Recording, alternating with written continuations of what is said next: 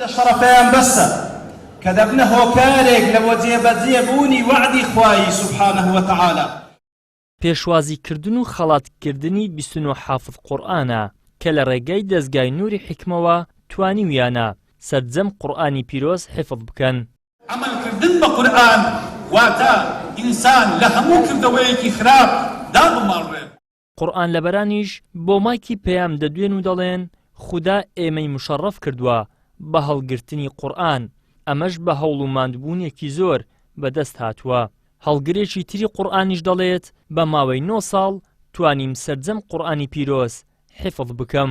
ئەو پامێک کە ئێمە هەڵمانگرتووە پامێکی گەورەیە لەبەرەوەی ئەو قورئانە مەزنە کە ئەمە نەو سینەما هەڵمانگرتووە بە تاکید ئەرکمان قورستر دەبێت لەبەرەوەی ئێمە دەبێت ئەو پەیامەی خودای گەورە کە هەڵمانگرتووە جێبەجێ بکەین و لەگەڵ خوڵقی خۆمان ڕنگ بداتەوە کە چۆن ئەوە حەزرەتی عایشە کە پێغەمبەر صلی الله علیه و سلم کان خولقه القورآن ئێمەش دەبێت ئینشاءالله ئەم هەوڵە بدەین. الحەمدوللا بە فەزلی خوای گەورە تانیمان بە ماوەیەک قورئان لەبەر بکەین ئینشاءالله خوای گەورە بە قسمەتی هەموو مسلمانانی دەکا.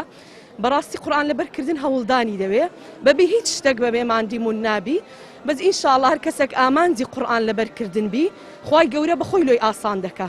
بەس یەک شتەیە ئینسان ئەگەر بتەوێت پەروەردە بی بەڕاستی یەکەم شت کە بتەوێت پەروەردە بی قورئان لەبەرکە پەروەردە دەکا بێ ئەوەی ئەتوو هەست پێ بکەیت. ئەوە بەسە بۆ هەڵگیری قورئان کە خوای گەورە لە قورئانە فەرمێ وەلەقەد یەسەرنا القورئان للذکر فهل من مدەکر لە ئاەتێکە فەرمێ ئینا نحن نزلنا الذکر وئینا له لحافظون فەرمێ ئێمە قورئانمان دابەزانوە و هەر ئێمەش ئەیپارێزین. ئەوە بەسە بۆ هەڵگیری قورئان کە خوای گەورە ئێمە بکا بە ئەداتێ بۆ ئەوەی کە قورئانەکەی پێ بپارێزین. یەکێک لە خۆشیەکانی لەبەرکردنی قورئان ئەوەیە کە هەمیشە لە خزمەتی قورئانە ئەبین بۆ ئەوەی کە لەبیر و نەچێتەوە پێویستە هەمیشە مراجعەی بکەیتەوە.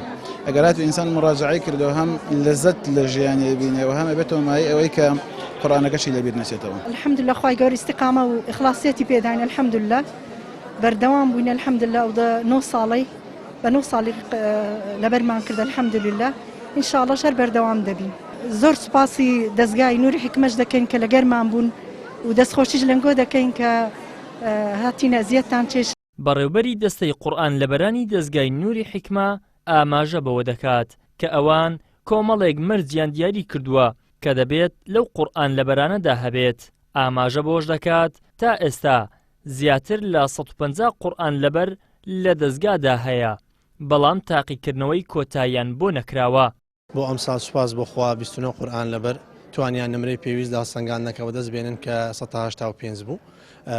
هەڵسەنگاندنەکە لەسەر 100 نمرە بوو 90 نمرەی لەسەر حیفظ بوو 10 نمرەشی لەسەر ڕەچاوکردنی یاساکانی تەجوید بوو. بە دوو خول بەڕێوە چوو خولی یەکەم لە مانجی دوو خولی دووەم لە مانجی سێ هەڵسەنگاندنەکە جێبەجێکرا. سوپاس بۆ خوای گەورە ئەمڕۆ 29 قورئان لەبەر وەکو پۆلێکی نوێ لە قورئان لەبەران ئەمڕۆ بڕوانامەی لەبەرکردنی تەواوی قورئانی پیرۆز وەردەگرن. دەستگای نووری حیکمە تاکو ئێستا خاوەنی 42 لقوبازنەیە کە لە سەرجەم شار و شارۆچکەکاندا هەن. لەو لقوبازنانەشدا زیاتر لە 10,000 قوتابی قورئان بوونیان هەیە. ئیدریس محەممەد، کەناڵی ئاسمانی پەیام، هەولێر.